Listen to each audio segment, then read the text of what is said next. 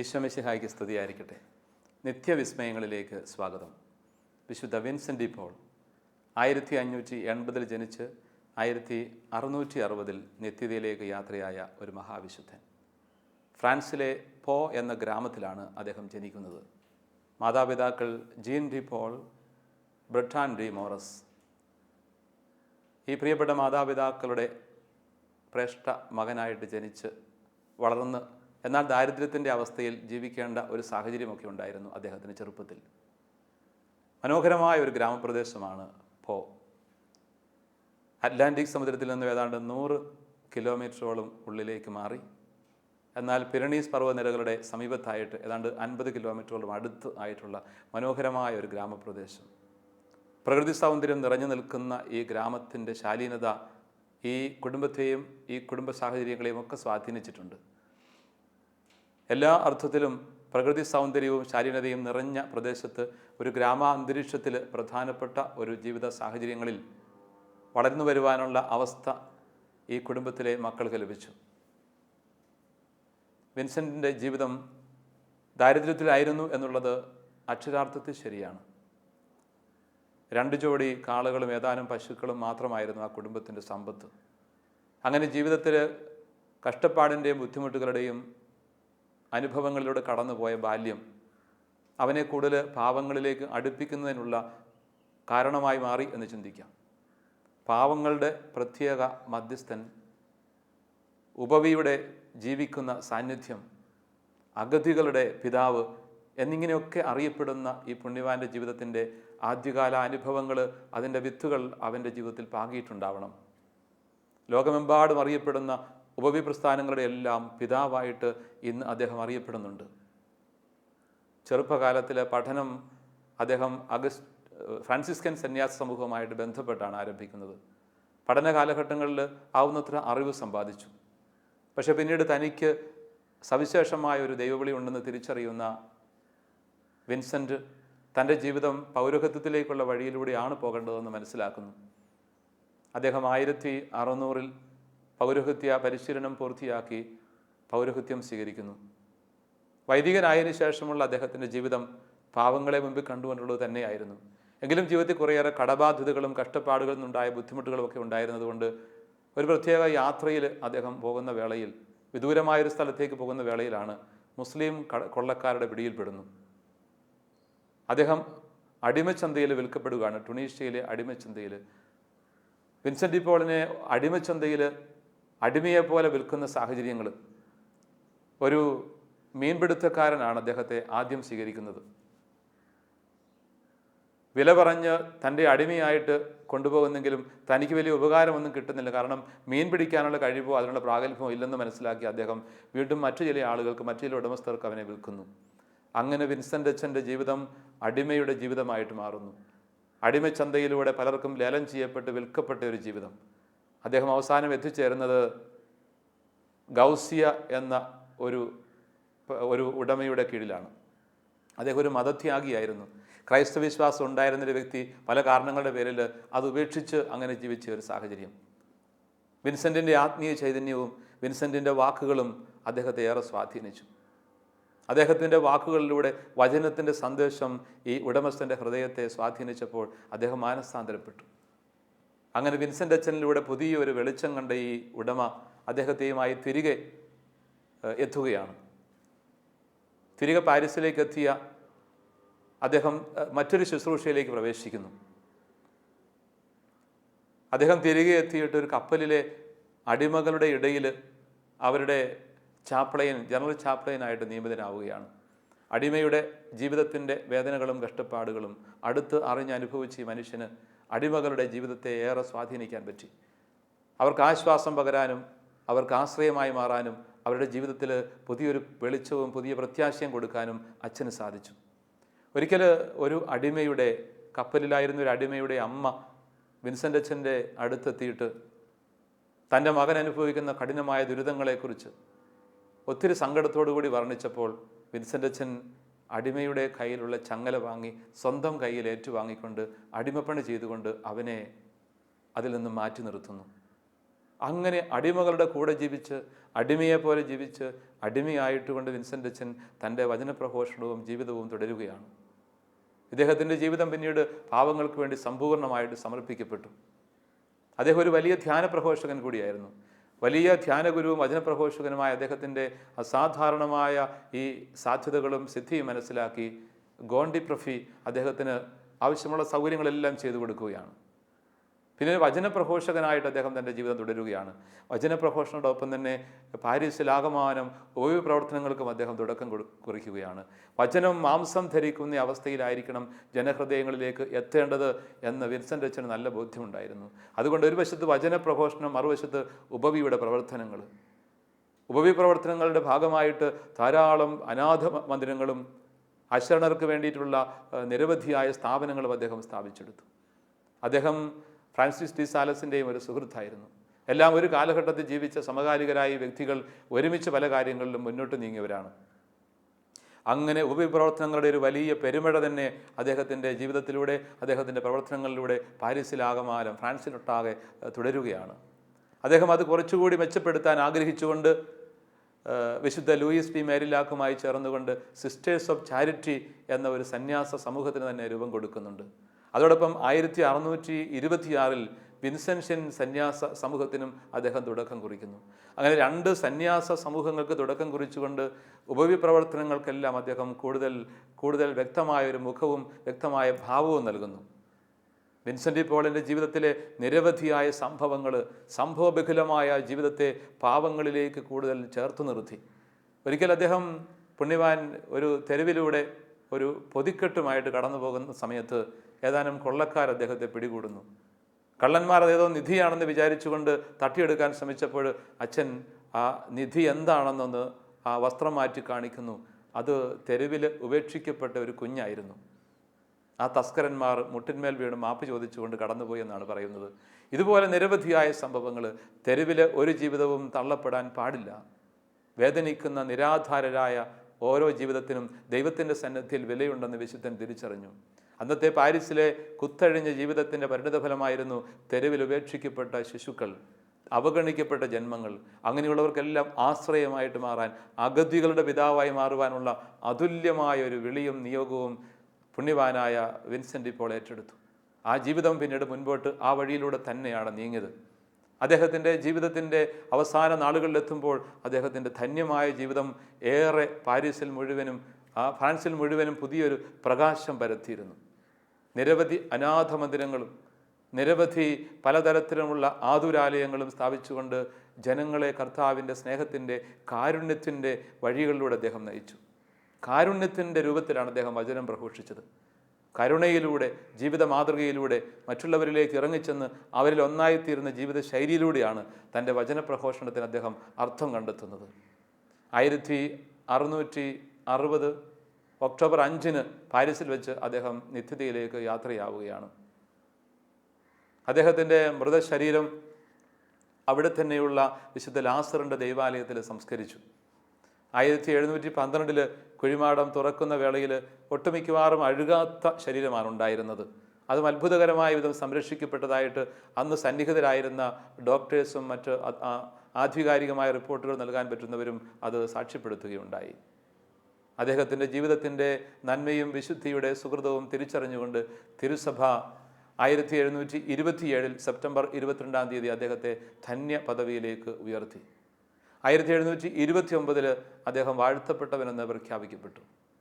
1737 June 16 അദ്ദേഹത്തെ വിശുദ്ധനായിട്ട് തിരുസഭ പ്രഖ്യാപിച്ചു. ലിയോ 13 മാർപ്പാപ്പയാണ് വിശുദ്ധപദ പ്രഖ്യാപനം നടത്തിയത്.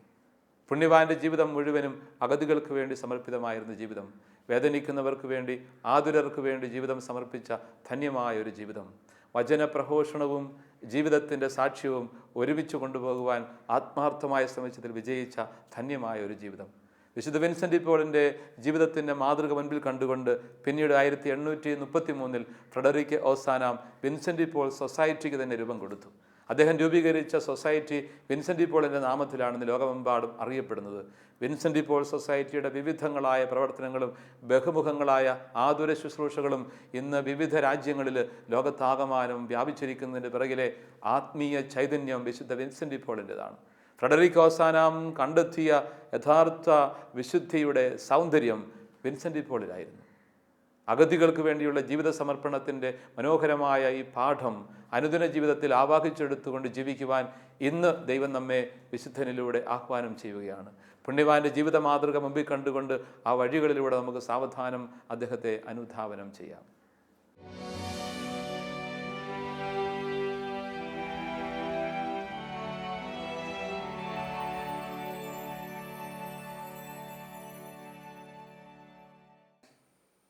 അഗതികളുടെ പിതാവെന്നറിയപ്പെടുന്ന വിശുദ്ധ വിൻസെൻ്റ് പോളിൻ്റെ ജീവിതം അതിശക്തമായൊരു സുവിശേഷ സാന്നിധ്യമാണ്, സുവിശേഷ സാക്ഷ്യമാണ്.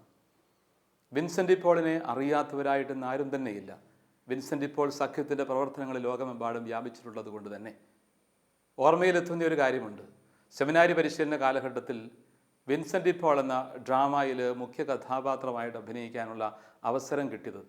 ആ സന്ദർഭം ഏറെ പ്രാർത്ഥിച്ച് ഒരുങ്ങി ഉപവസിച്ചൊക്കെ അഭിനയിക്കാനായിട്ട് സാധിച്ചു. വിൻസെൻ്റ് പോൾ എന്ന കഥാപാത്രത്തെ ജീവിക്കാൻ ശ്രമിച്ചതിൻ്റെ ഓർമ്മപ്പെടുത്തലുകൾ ഇന്നും ആനന്ദമായിട്ട് എൻ്റെ മനസ്സിലുണ്ട്. വിൻസെൻ്റ് പോളിൻ്റെ അടിമ എന്ന നിലയിലുള്ള ജീവിതത്തിൻ്റെ ചുട്ടുപഴുത്ത അനുഭവങ്ങൾ, അദ്ദേഹത്തിൻ്റെ ജീവിതത്തിൻ്റെ സമർപ്പണവും സൗന്ദര്യവും, ആ ജീവിതത്തിൻ്റെ പാവങ്ങൾക്ക് വേണ്ടിയുള്ള ജീവിത സമർപ്പണവുമൊക്കെ വളരെ മനോഹരമായിട്ട് നാടകത്തിലൂടെ ആവിഷ്കരിക്കപ്പെട്ടപ്പോൾ നിറമിഴികളോടെയാണ് ഓഡിയൻസ് അത് കണ്ടത്. വാസ്തവത്തിൽ വിൻസെൻ്റ് പോളിനെ അടുത്തറിയാനും അദ്ദേഹത്തിൻ്റെ ജീവിതത്തിലേക്ക് ഇറങ്ങിച്ചെല്ലാനും കിട്ടിയ ഒരു വലിയ ഭാഗ്യമായിട്ട് ഞാനതിനെ കാണുകയാണ്. വിൻസെൻ്റ് പോളിൻ്റെ ജീവിതം ഒരു മനുഷ്യസ്നേഹിയുടേതായിരുന്നു. വെറും ഒരു മനുഷ്യസ്നേഹി എന്ന നിലയിൽ ഒരു സോഷ്യോളജിക്കൽ മീനിങ്ങിൽ അതിനെ കണ്ടാൽ പോരാ. യഥാർത്ഥത്തിൽ മനുഷ്യസ്നേഹം ദൈവവുമായിട്ടുള്ള ബന്ധത്തിലൂടെയാണ് രൂപപ്പെട്ടു വരിക. ഉൽപ്പത്തി പുസ്തകത്തിലെ ആ പുരാതന ചോദ്യങ്ങളുണ്ടല്ലോ. ഉൽപ്പത്തി 3:9 ചോദ്യം, ആദം നീ എവിടെ? പിന്നെ 4:9 ചോദ്യം, കായേൻ നിന്റെ സഹോദരൻ ആബേൽ എവിടെ? ഈ 2 ചോദ്യങ്ങളും വളരെ പ്രധാനപ്പെട്ടതാണ്. നീ എവിടെ എന്ന ആദ്യ ചോദ്യം നീയും നിന്റെ ദൈവവുമായിട്ടുള്ള ബന്ധം എന്ത്, നിന്റെ മുഖം ഇന്നുണ്ടോ എന്നുള്ളതാണ്. ദൈവവുമായിട്ടുള്ള നിന്റെ ബന്ധത്തിൻ്റെ തലങ്ങളിൽ വലിയ വിള്ളൽ വീണിരിക്കുന്നു. പാപം ചെയ്ത മനുഷ്യനോട് ദൈവം ചോദിക്കുന്ന ചോദ്യമാണ്, ആദത്തോടും ഹവ്വയോടുമുള്ള ആദ്യ ചോദ്യം, നീ എവിടെ? ഉത്തരമില്ലാതെയാണ് അവൻ അവിടെ ഉഴറുന്നത്. അവന് മുഖം നഷ്ടപ്പെട്ടു. ദൈവത്തിൻ്റെ സ്നേഹത്തിൻ്റെ മുഖം അവന് നഷ്ടപ്പെട്ടു. ദൈവം തൻ്റെ ഛായയിലും സാദൃശ്യത്തിലും സൃഷ്ടിച്ചെടുത്ത മനുഷ്യന് ദൈവസ്നേഹത്തിൻ്റെ മുഖം നഷ്ടപ്പെട്ടു. അവൻ്റെ സ്ഥലം തന്നെ നഷ്ടപ്പെട്ടു. അവൻ അസ്ഥാനത്താവുകയാണ്. അവൻ നിഷ്പ്രഭനാവുകയാണ് ചെയ്യുന്നത്. ദൈവവുമായിട്ടുള്ള എൻ്റെ ബന്ധത്തിലായിരിക്കണം എൻ്റെ അസ്തിത്വത്തിൻ്റെ തന്നെ അർത്ഥം ഞാൻ കണ്ടെത്തേണ്ടത്. പലപ്പോഴും നമുക്ക് അസ്തിത്വ ഭ്രംശം സംഭവിക്കുന്നതിൻ്റെ കാരണം തന്നെ ഇതാണ്. എനിക്കെൻ്റെ തന്നെ ചുവടുകൾ ഇടറുകയാണ്. ഞാൻ എവിടെയാണെന്നും ഞാൻ എന്താണെന്നും എനിക്ക് ബോധ്യപ്പെടാത്ത ഒരു ദുരവസ്ഥ. ദൈവവുമായിട്ടുള്ള ബന്ധത്തിലെ എൻ്റെ അസ്തിത്വത്തിന് അർത്ഥമുള്ളൂ എന്നുള്ളതാണ് സത്യം. ആ ഒരു തിരിച്ചറിവിൽ നിന്നുകൊണ്ടാണ് രണ്ടാമത്തെ ചോദ്യത്തിന് ഞാൻ ഉത്തരം കൊടുക്കേണ്ടത്. ദൈവത്തെ എൻ്റെ സൃഷ്ടാവായിട്ട്, നാഥനായിട്ട്, രക്ഷകനായിട്ട് ഞാൻ അംഗീകരിച്ചുകൊണ്ട് അവനോട് ചേർന്ന് ഹൃദയം വയ്ക്കുമ്പോൾ, അവനോട് ചേർന്ന് സ്നേഹം അനുഭവിക്കുമ്പോൾ, അവൻ്റെ കരം പിടിച്ച് നടക്കുമ്പോൾ രണ്ടാമത്തെ ചോദ്യത്തിന് എനിക്ക് ഉത്തരം കിട്ടും. ദൈവം എൻ്റെ പിതാവാണെങ്കിൽ എല്ലാവരും എൻ്റെ സഹോദരങ്ങളാണ്. ഞാനാണോ എൻ്റെ സഹോദരൻ്റെ കാവൽക്കാരൻ? തിരിച്ചു ചോദിക്കുകയാണ് കായൻ. ഞാനാണോ അവൻ്റെ കാവൽക്കാരൻ? അതെ, നീ തന്നെയാണ് കാവൽക്കാരൻ. അവനെ നീ വകവരുത്തിയെങ്കിൽ നീയാണതിന് ഉത്തരവാദി. അപ്പോൾ എൻ്റെ ജീവിതത്തിൽ സഹോദരന് ഞാൻ കൊടുക്കേണ്ട വില, സഹോദരൻ്റെ കാവലാളാകുവാനുള്ള വിലയും വിളിയുമാണ് എനിക്കുള്ളത്. സഹോദരൻ്റെ കാവലാളാകാനുള്ള വിളി, അതിന് എനിക്ക് മറ്റുള്ളവരെ അവരായിരിക്കുന്ന അവസ്ഥയിൽ കണ്ടുമുട്ടാനുള്ളൊരു കൃപയുണ്ടാവണം. അവനെ കണ്ടുമുട്ടാനുള്ള കാഴ്ച ഉണ്ടാവണം. കിഴവനും കടലും എന്ന ശ്രദ്ധേയമായ ഒരു കൃതിയുണ്ടല്ലോ. അതിനകത്ത് സാന്റിയാഗോ എന്ന മനുഷ്യന് വലയെറിയുകയാണ്. ഏണസ്റ്റ് ഹെമിംഗ്വേയുടെ കിഴവനും കടലും ശ്രദ്ധേയമായ ഒരു കഥാപാത്രത്തെ അവതരിപ്പിക്കും. കടലിൽ വലയെറിയുന്ന കിഴവൻ്റെ വലയിൽ എന്തോ കാര്യമായി കുടുങ്ങിയെന്ന് അയാൾക്ക് ബോധ്യപ്പെടുന്നുണ്ട്. അയാൾ വലിയ പ്രതീക്ഷയോടുകൂടി വല വലിച്ച് അടുപ്പിക്കുന്നു കരയ്ക്ക്. എന്തോ കാര്യമായിട്ട് വലയിൽ കുടുങ്ങിയിട്ടുണ്ട്. ഒരുപക്ഷെ ഒരു നിധികുംഭമായിരിക്കും. എൻ്റെ ജീവിതത്തെ മുഴുവനായിട്ടും മാറ്റിമറിക്കാൻ പറ്റുന്ന, എന്നെ ശക്തിപ്പെടുത്തുന്ന, എനിക്ക് രക്ഷ നൽകുന്ന എന്തോ ഒന്ന്. പക്ഷെ വല കരയ്ക്ക് അടുത്തപ്പോഴേക്കും അയാൾ കണ്ടുമുട്ടുന്നത് ഒരു അസ്ഥിപഞ്ജരം. വലിയൊരു അസ്ഥികൂടമാണ് തൻ്റെ വലയിൽ കുടുങ്ങിയിരിക്കുന്നത്. മനുഷ്യൻ മരിച്ച മനുഷ്യനെയാണ് ഞാൻ പിടിച്ചെടുത്തിരിക്കുന്നത്. അല്ലെങ്കിൽ എനിക്ക് എൻ്റെ അന്വേഷണങ്ങളിൽ അസ്ഥികൂടമാണെന്ന് കിട്ടുന്നതെന്നർത്ഥം. അതിനകത്തുള്ള ചിന്ത മറ്റൊന്നുമല്ല. ഞാൻ അന്വേഷിക്കുമ്പോഴും എനിക്ക് കണ്ടെത്താൻ പറ്റുന്നത് മനുഷ്യനെയല്ല, മറിച്ച് കേവലം അസ്ഥികൂടങ്ങളെയാണ്. എൻ്റെ അന്വേഷണങ്ങൾ വഴിവഴിക്കുന്നതിൻ്റെ, മനുഷ്യനെ കണ്ടുമുട്ടാൻ കഴിയാതെ പോകുന്നതിൻ്റെ നിരാശപ്പെടുത്തുന്ന അനുഭവങ്ങളിലേക്കാണ് ഈ കഥ വിരൽ ചൂണ്ടുന്നത്. നമ്മളൊക്കെ അന്വേഷിക്കുന്ന വഴികൾ പലപ്പോഴും തെറ്റിപ്പോകുന്നു. മനുഷ്യനെ അവനായിരിക്കുന്ന അവസ്ഥയിൽ കണ്ടുമുട്ടാനും കരുതാനും കഴിയുന്ന ഒരു മഹത്തായ ദർശനം നമുക്ക് നഷ്ടപ്പെട്ടു പോകാൻ സാധ്യതയില്ലേ? അവിടെയാണ് ദൈവത്തിൻ്റെ കരം നമ്മുടെ നേരെ ചൂണ്ടുന്നത്. നിന്റെ സഹോദരൻ എവിടെ? എവിടെ നിന്റെ സഹോദരൻ? എൻ്റെ സഹോദരൻ്റെ കാവലാളായിട്ട് ഇന്നും ഞാൻ ജീവിക്കേണ്ടത്, ആ പുരാതനമായ ചോദ്യത്തിൻ്റെ ഉത്തരം നൽകിക്കൊണ്ട് ജീവിക്കേണ്ടത് ഞാൻ ജീവിക്കുന്ന ഇവിടെയാണ്.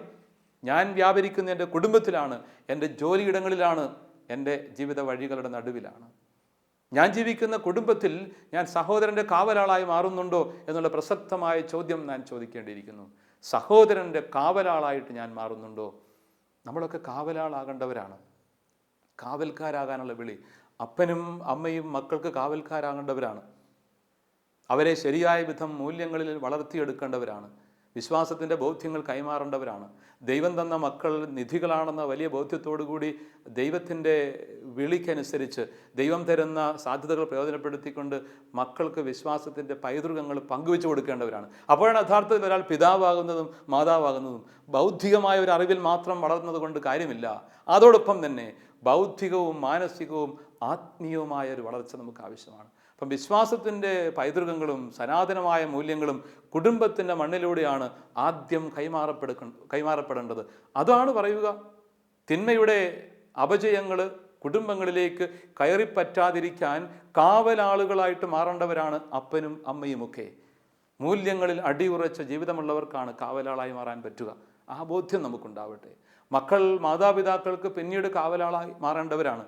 അവരുടെ വാർദ്ധക്യത്തിൽ അവരെ ഏതെങ്കിലും ഉമ്മറത്തേക്ക് തള്ളാതെ, ഏതെങ്കിലും തരത്തിൽ ഇറമ്പുകളിലേക്ക് മാറ്റി നിർത്താതെ, ജീവിതത്തിൽ ത്യാഗം സഹിച്ച് സ്വയം മുറിച്ചു വിളമ്പിയ മാതാപിതാക്കൾക്ക് വേണ്ടി ത്യാഗപൂർവ്വം സമർപ്പിക്കാനും അവർക്ക് കാവലാളാകാനുമുള്ള കർത്തവ്യം മക്കൾക്കുണ്ടെന്ന കാര്യം തിരുവചനം നമ്മളെ ഓർമ്മപ്പെടുത്തുന്നുണ്ട്. മാതാപിതാക്കളെ ബഹുമാനിക്കുക എന്നുള്ള അടിസ്ഥാനപരമായ കൽപ്പന തന്നെ അത് അടിവരയിടും. ദീർഘായുസ്സോളം ഈ ഭൂമിയിൽ ജീവിച്ചിരിക്കാൻ അങ്ങനെ ചെയ്യണമെന്നുകൂടി വചനം കൂട്ടിച്ചേർക്കും. പ്രതിഫലത്തോടുകൂടി ആ കൽപ്പനയാണത്. അതുകൊണ്ട് തന്നെ എൻ്റെ വലിയ കടമ ജീവിക്കാൻ എനിക്ക് അവസരം ഒരുക്കുക, എനിക്ക് ജന്മം നൽകാനായിട്ട് ദൈവം നിയോഗിച്ച മാതാപിതാക്കളോടുള്ള എണ്ണിയാൽ പറഞ്ഞു തീർക്കാനാവാത്ത ഒടുങ്ങാത്ത കടമ ഇന്ന് പലപ്പോഴും അവഗണിക്കപ്പെടുന്നു. കുടുംബങ്ങളിൽ മാതാപിതാക്കൾ അവഗണിക്കപ്പെടുന്നത് കാവലാളായി മാറാൻ ഞാനില്ലാത്തത് കൊണ്ടാണ്, മക്കളില്ലാത്തത് കൊണ്ടാണ്.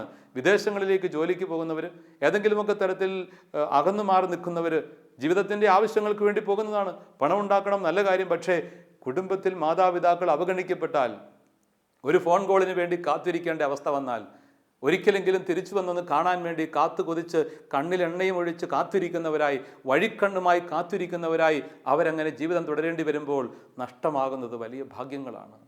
പണം കൊണ്ടെല്ലാം വെട്ടിപ്പിടിക്കാമെന്ന് നമ്മൾ വ്യാമോഹിക്കുമ്പോൾ കൈവിട്ടു പോകുന്നത് അതിനേക്കാൾ മഹത്തായ മൂല്യങ്ങളാണ്.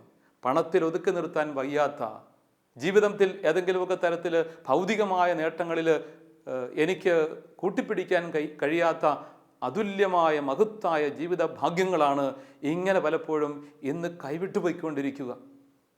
എങ്ങനെങ്കിലുമൊക്കെ ജീവിക്കാൻ വേണ്ടി പണം വെച്ചു കൊടുത്താൽ പോരെ, പണം അയച്ചു കൊടുക്കുന്നുണ്ടല്ലോ, പിന്നെ എന്തു വേണം എന്നൊക്കെ മറുപടി പറയുന്ന മക്കൾ പോലും ഈ കാലത്തുണ്ട്. എൻ്റെ മാതാപിതാക്കൾക്ക് പട്ടിണിയില്ല, സുഖമായി ജീവിക്കാനുള്ള സൗകര്യങ്ങളുണ്ട്, AC റൂം വരെ അവർക്ക് ഞാൻ തയ്യാറാക്കി കൊടുത്തിട്ടുണ്ട്. പണം കൊടുത്താൽ പോരെ? മതിയോ? പോരാ. അവർക്ക് സ്നേഹമാണ് വേണ്ടത്, സാന്നിധ്യമാണ് വേണ്ടത്. അവരുടെ ജീവിതത്തിലേക്ക് കടന്നു ചെല്ലാൻ മകളുടെ സാന്നിധ്യമാണ് അവർക്ക് ആവശ്യം. അങ്ങനെ കരുതലും കാവലുമായി മാറുവാനുള്ള അടിസ്ഥാനപരമായ സുവിശേഷത്തിൻ്റെ നിയോഗവും വിളിയും എനിക്കും നിനക്കുമുണ്ട് ചങ്ങാതി. നമ്മുടെയൊക്കെ ജീവിതത്തിലേക്ക് കർത്താവ് ഈ വിളി ഒരിക്കൽ കൂടി എന്ന് അടിവരയിട്ട് ഉറപ്പിക്കുകയാണ്. കാവലാളായി മാറുവാനുള്ള വിളി, അതിന് ഉത്തരം കൊടുക്കാൻ നമുക്ക് സാധിക്കണം എന്ന് തിരുവചനത്തിൻ്റെ വെളിച്ചത്തിൽ കർത്താവ് നമ്മോട് സംസാരിക്കുന്നുണ്ട്. അതുകൊണ്ട് വേദനിക്കുന്നവർക്ക് വേണ്ടി, എളിയവർക്ക് വേണ്ടി ഞാൻ ജീവിതം സമർപ്പിക്കുവാൻ കഴിയുമ്പോഴാണ്, എൻ്റെ ജീവിതം സമർപ്പിക്കാൻ കഴിയുമ്പോഴാണ് എനിക്ക് യഥാർത്ഥ ശിഷ്യനായി മാറാൻ പറ്റുക എന്നുള്ള വലിയ തിരിച്ചറിവിലേക്ക് കൂടി വിശുദ്ധ വിൻസെൻ്റ് പോൾ നമ്മെ നയിക്കുന്നുണ്ട്. ആർദ്രതയുടെ മനുഷ്യനായിരുന്നു അദ്ദേഹം. അനുകമ്പയുടെ ആൾരൂപമായിരുന്നു അദ്ദേഹം. വേദനിക്കുന്നവർക്ക് വേണ്ടി ജീവിതം മാറ്റിവെച്ചവനായിരുന്നു. നിരാധാരർക്ക് ആശ്വാസവും ആശ്രയവുമായിരുന്നു. നിരാധാരർക്ക് ആശ്രയമായി മാറുക പ്രധാനപ്പെട്ടതാണ്. നിരാധാരരായ മനുഷ്യർ, ഒരിടത്തും അടിസ്ഥാനം ഉറപ്പിക്കാൻ കഴിയാതെ പോകുന്നവർ, തെരുവോരങ്ങളിൽ അന്തി ഉറങ്ങേണ്ടി വരുന്നവർ, അങ്ങനെയുള്ള ജീവിതങ്ങളിലേക്ക് കടന്നു ചെല്ലാൻ കഴിയുന്ന മനസ്സും ഹൃദയവും, കുടുംബത്തിൽ ആരംഭിക്കുന്ന ഈ കരുതലും കാവലും കുടുംബത്തിൽ മാത്രം ഒതുങ്ങാനുള്ളതല്ല, ചുറ്റുവട്ടങ്ങളിലേക്കൊക്കെ അത് വ്യാപിക്കണം, എൻ്റെ പ്രവർത്തന മേഖലകളിലേക്ക് വ്യാപിക്കണം. ഇന്ന് ഒരു പരിധിവരെ അങ്ങനെയൊക്കെയുള്ള വലിയ സന്ദർഭങ്ങളും മൂവ്മെൻറ്റുകളും ഒക്കെ ഉണ്ട്. അത് ആശ്വാസജനകമാണ്, പ്രതീക്ഷാ നിർഭരമാണ്. അദ്ദേഹത്തിൻ്റെ ജീവിതവും പ്രഘോഷണവും ഒരുമിച്ച് പോയിരുന്നു എന്നുള്ളതാണ് മറ്റൊരു പ്രധാനപ്പെട്ട കാര്യം. വിശുദ്ധ വിൻസെൻ്റ് പോൾ പ്രഘോഷിച്ചത് ജീവിച്ചത് മാത്രം പ്രഘോഷിച്ചു. കെരിഗ്മ എന്നാണ് വാക്ക്. വേദഗ്രന്ഥത്തിൽ ഗ്രീക്ക് മൂലത്തിൽ കെരിഗ്മ എന്ന വാക്കിൻ്റെ അർത്ഥം പ്രഘോഷണം എന്നാണ്. പ്രഘോഷിക്കുക, കെരിഗ്മ എന്ന വാക്ക് വാസ്തവത്തിൽ ജീവിതബന്ധിയായ സാക്ഷ്യപ്പെടുത്തലിനെയാണ് അടയാളപ്പെടുത്തുന്നത്. ജീവിതത്തിൻ്റെ പിൻബലത്തോടു കൂടിയ പ്രസംഗമാണ് പ്രഘോഷണം, കെരിഗ്മ. അപ്പോൾ പ്രഘോഷണങ്ങളാവണം. സുവിശേഷ പ്രഘോഷണങ്ങൾക്ക് ജീവിതത്തിൻ്റെ പിൻബലം വേണം എന്നാണ് അതിൻ്റെ അർത്ഥം. നമ്മളൊക്കെ എളിയവരും ബലഹീനരുമാണെങ്കിലും ഒരു പരിധിവരെയെങ്കിലും ആ വഴിയിൽ നമുക്ക് മുന്നേറാൻ കഴിയണം. പരമാവധി പരിശ്രമിക്കുകയെങ്കിലും വേണം. വാക്കും പ്രവൃത്തിയും തമ്മിൽ ചേർന്ന് പോകണം എന്നാണ് അർത്ഥം.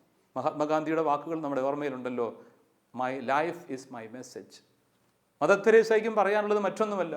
മദർ തെരേസയുടെയൊക്കെ പ്രഘോഷണങ്ങളെന്ന് പറഞ്ഞാൽ സുവിശേഷത്തിൻ്റെ വാഗ്ധോരണികളല്ല, ജീവിതം കൊണ്ടുള്ള പ്രഭാഷണങ്ങളാണ്, ജീവിതം കൊണ്ടുള്ള പ്രഘോഷണങ്ങളാണ്. അതുകൊണ്ട് വാക്കും പ്രവൃത്തിയും ചേർന്നു പോകാത്തതിൻ്റെ ദുരനുഭവങ്ങളാണ് ഇന്ന് നമ്മുടെയൊക്കെ ജീവിതത്തിലും സഭയിലും നാം നേരിടുന്ന ഏറ്റവും വലിയൊരു പ്രതിസന്ധി. വാക്കും പ്രവൃത്തിയും തീരെ ചേരുന്നില്ല. പോരായ്മകളും കുറവുകളും ഉണ്ട്, അത് നമുക്ക് ക്ഷമിക്കാം. പക്ഷേ അതിനുവേണ്ടി ശ്രമിക്കുന്നില്ല, അത് വിദൂരതയിലാണ് എന്നുള്ള ഒരവസ്ഥ വളരെ ദുർഭഗാവസ്ഥയാണ്. അവിടെയാണ് വലിയ പ്രതിസന്ധികൾ നമുക്കെന്നുള്ളത്. സ്വാമി വിവേകാനന്ദൻ്റെ അടുത്ത് ഒരു സ്ത്രീ തൻ്റെ മകനെയും കൊണ്ട് വരുന്നുണ്ട്. ഇവനെപ്പോഴും പഞ്ചസാര തിന്നുന്ന ശീലമാണ്, വലിയ മടുപ്പായി, ഇവനെ ഒന്ന് ഉപദേശിച്ച് ശരിയാക്കണം. വിവേകാനന്ദൻ പറഞ്ഞു, ഒരാഴ്ച കഴിഞ്ഞ് തിരിച്ചു വരിക. ഒരാഴ്ച കഴിഞ്ഞ് ആ സ്ത്രീ അവിടെ ചെല്ലുമ്പോൾ, മകനെയും കൂട്ടി ചെല്ലുമ്പോൾ വിവേകാനന്ദൻ മകനെ നോക്കി പറഞ്ഞു, മോനെ, ഇനി പഞ്ചസാര നീ കഴിക്കരുത്, അത് നിനക്ക് ദോഷം ചെയ്യും. ഇത്രയും പറയാനാണെങ്കിൽ പിന്നെ കഴിഞ്ഞ പ്രാവശ്യം ഒന്ന് പറഞ്ഞാൽ മതിയായിരുന്നല്ലോ എന്ന മട്ടിൽ ആ സ്ത്രീ വിനയത്തോടെ സംസാരിച്ചപ്പോൾ അദ്ദേഹം പറഞ്ഞു, ഈ പഞ്ചസാര തിന്നുന്ന ദുശ്ശീലം എനിക്കും ഉണ്ടായിരുന്നു, അതുകൊണ്ട് എനിക്കിത് പറയാൻ സാധിക്കുമായിരുന്നില്ല. ഒരാഴ്ച കൊണ്ട് ഞാനത് നിർത്തിവെച്ചു. ഇന്ന് എനിക്ക് പറയാനുള്ള ആത്മധൈര്യമുണ്ട്. ഈ ഒരു ആത്മാർത്ഥതയും ആത്മധൈര്യവും ധാർമ്മികതയുമാണ് നമ്മുടെ വാക്കുകളെ നയിക്കേണ്ടത്. വാക്കും പ്രവൃത്തിയും തമ്മിലുള്ള ബന്ധം. നിന്റെ ജീവിതം നിന്നേക്കാൾ കൂടുതൽ ഉച്ചസ്വരത്തിൽ പ്രഘോഷിക്കപ്പെടുന്നു എന്നാണ് പറയുന്നത്. Your life speaks louder than your voice. അത് വളരെ പ്രധാനപ്പെട്ടതാണ്. എൻ്റെ ജീവിതം എനിക്കെതിരെ നിന്നുകൊണ്ട് മറുകരയിൽ നിന്ന് ഉച്ചത്തിൽ പ്രസംഗിക്കുകയാണെങ്കിൽ ഇവിടെ ഞാൻ എന്തെല്ലാം പറഞ്ഞു കഴിഞ്ഞാലും അതിനകത്ത് കാര്യമില്ല. അതൊക്കെ വനരോധനങ്ങളായിട്ട് ഭവിക്കുന്നു. അതുകൊണ്ട് ജീവിതത്തിൻ്റെ വലിയ മാതൃക അതാണ് കുടുംബം മുതലേ ആരംഭിക്കേണ്ടത്. മാതാപിതാക്കളുടെ ജീവിതത്തിലെ ഏറ്റവും മഹത്തായ സുവിശേഷ സാന്നിധ്യവും പ്രഘോഷണവും അവരുടെ ജീവിതത്തിൻ്റെ മാതൃകയാണ്. ഒരുമിച്ചിരുന്ന് പ്രാർത്ഥിക്കുന്ന, ഒരുമിച്ച് സ്നേഹത്തോടെ പങ്കുവയ്ക്കുന്ന, ഒരുമിച്ച് സ്നേഹപൂർവ്വം കൈകോർത്ത് നീങ്ങുന്ന, സത്യം പറയുന്ന, സത്യം ആചരിക്കുന്ന ഒരു ജീവിത ശൈലി, അത് സുവിശേഷത്തിൻ്റെ സാക്ഷ്യമാണ്. അത് പിന്നെ അധികം പറയാതെ തന്നെ മക്കളിലേക്ക് പങ്കുവയ്ക്കപ്പെടുന്നു. മദ്യപിക്കുന്ന ഒരു മനുഷ്യന് മദ്യപിക്കരുതെന്ന് മക്കളോടോ പറയാൻ പറ്റില്ലല്ലോ. അതുകൊണ്ട് ജീവിതത്തിൻ്റെ അർത്ഥവത്തായ മാതൃക നമുക്ക് ശക്തിയായി മാറണം. അത് കുടുംബത്തിൽ നിന്നും സമൂഹത്തിൻ്റെ വിവിധ മേഖലകളിലേക്ക് വ്യാപരിക്കുകയും വേണം. ഇന്ന് സമൂഹത്തിലേക്ക് വേദനിക്കുന്നവർക്ക് വേണ്ടി, ചെറിയവർക്ക് വേണ്ടി ഇറങ്ങിത്തിരിച്ചിരിക്കുന്ന പല പ്രസ്ഥാനങ്ങളുമുണ്ടെന്ന് നമുക്കറിയാം. തടവറ പ്രേക്ഷിത മേഖലകൾ, ഭിക്ഷാടകർക്ക് വേണ്ടിയിട്ടുള്ള പ്രേക്ഷിത രംഗങ്ങൾ, ഇതൊക്കെ അർത്ഥവത്തായി സഭയുടെ മുഖം ശോഭിതമാക്കുന്ന വിധം നിരാധാരർക്ക് വേണ്ടിയിട്ടുള്ള സമർപ്പണങ്ങളാണ്. അവിടെയൊക്കെ തീക്ഷ്ണതയോടെ പ്രവർത്തിക്കുന്ന ഒരുപിടി മനുഷ്യരുണ്ട്. വൈദികരും സന്യസ്തരും ആത്മായ പ്രേക്ഷിതരുമുണ്ട്. ആ മേഖലയിലെ കൊച്ചനുഭവങ്ങളൊക്കെ തന്നെ അതിൻ്റെ മഹത്വം എടുത്തു കാണിക്കാൻ എന്നെയും പ്രേരിപ്പിക്കുന്നുണ്ട്. അതുകൊണ്ട് നമ്മുടെയൊക്കെ കൊച്ചു ജീവിതങ്ങളിലൂടെ നമുക്ക് യഥാർത്ഥ സാക്ഷ്യങ്ങളായി മാറാം. വചനം പ്രഘോഷിക്കുന്നത് ജീവിതബന്ധിയാക്കാൻ കൂടുതൽ ശ്രമിക്കാം. അവഗണിക്കപ്പെട്ടവർക്ക് വേണ്ടി, നിരാധാരർക്ക് വേണ്ടിയിട്ടുള്ള നമ്മുടെ ശ്രമങ്ങളൊക്കെ കൂടുതൽ തീക്ഷ്ണതയോടെ നമ്മുടെ കുടുംബത്തിൽ ആരംഭിച്ച് ചുറ്റുപാടുകളിലേക്ക് വ്യാപിപ്പിക്കുന്നതിന് ആത്മാർത്ഥമായി ശ്രമിക്കാം. വിശുദ്ധ വിൻസെൻ്റ് ഡി പോളിൻ്റെ ജീവിത മാതൃകയും മാധ്യസ്ഥവും ഇതിന് നമ്മെ സഹായിക്കട്ടെ.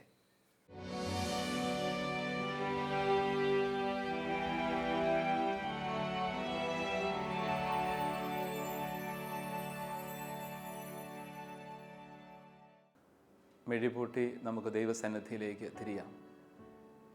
ഞങ്ങളുടെ കർത്താവും ഞങ്ങളുടെ ദൈവമേ, അങ്ങേ തിരുസന്നിധിയിൽ ഞങ്ങളെ പൂർണ്ണമായി സമർപ്പിക്കുന്നു. അങ്ങയുടെ കരുണാർദ്ര സ്നേഹത്തിൻ്റെ ആഴമായ അനുഭവങ്ങളിലേക്ക് അവിടുന്ന് ഞങ്ങളെ വിളിക്കുന്നുണ്ടല്ലോ. പാവങ്ങളുടെ പ്രത്യേക മധ്യസ്ഥനായ അഗതികളുടെ പിതാവായ വിശുദ്ധ വിൻസെൻ്റ് ഡി പോളിൻ്റെ ആത്മീയ ചൈതന്യം അവിടുന്ന് ഞങ്ങൾക്ക് നൽകണമേ. ഞങ്ങൾ ജീവിക്കുന്ന കുടുംബത്തിലും ജീവിത സാഹചര്യങ്ങളിലും പാവങ്ങളോടുള്ള പരിഗണനയും ആർദ്രതയും അനുകമ്പയും ഒക്കെ ഞങ്ങൾക്ക് നൽകണമേ. അവരുടെ ആവശ്യങ്ങൾ ഞങ്ങളുടേതായി കണ്ടുകൊണ്ട് അവരുടെ വേദനകളിൽ കൂടെ നിന്നുകൊണ്ട് അവർക്ക് ആശ്വാസവും അത്താണിയുമായി മാറുവാൻ, അങ്ങനെ ഈ ചെറിയവർക്ക് നിങ്ങൾ ചെയ്തപ്പോൾ എനിക്ക് തന്നെയാണ് ചെയ്തത് എന്ന തിരുവചനം ശ്രവിച്ചുകൊണ്ട് അർത്ഥപൂർണമായി ഞങ്ങളുടെ ജീവിതം അങ്ങേക്ക് സമർപ്പിക്കുവാൻ ഇടയാവട്ടെ. പുണ്യവാനായ വിൻസെൻ്റ് ഡി പോളിൻ്റെ ആത്മീയ ചൈതന്യത്താൽ ഞങ്ങൾ നയിക്കപ്പെടട്ടെ. കർത്താവായ ഈശോയെ, കരുണാർദ്ര സ്നേഹത്തിൻ്റെ ആഴമായ സ്വാധീനത്താൽ അവിടുന്ന് ഞങ്ങളെ നിറയ്ക്കണമേ. അങ്ങയുടെ പരിശുദ്ധാത്മാവിനെ ഞങ്ങളിലേക്ക് അയച്ചുകൊണ്ട് ആർദ്രതയും സ്നേഹവും അനുകമ്പയും നിറഞ്ഞ വ്യക്തിയായി ഉപവിയുടെ വഴികളിൽ വ്യാപരിക്കുവാൻ ഞങ്ങൾക്ക് അനുഗ്രഹമരുളിയാലും. ഞങ്ങളുടെ അമ്മയായ പരിശുദ്ധ കന്യകാമറിയമേ, വിശുദ്ധ ഔസേപ്പ് പിതാവേ, പുണ്യവാനായ വിൻസെൻ്റ് ഡി പോൾ ഞങ്ങൾക്ക് വേണ്ടി മാധ്യസ്ഥം പ്രാർത്ഥിക്കണമേ. നിത്യം പിതാവും പുത്രനും പരിശുദ്ധാത്മാവുമായ സർവേശ്വര. ആമേൻ.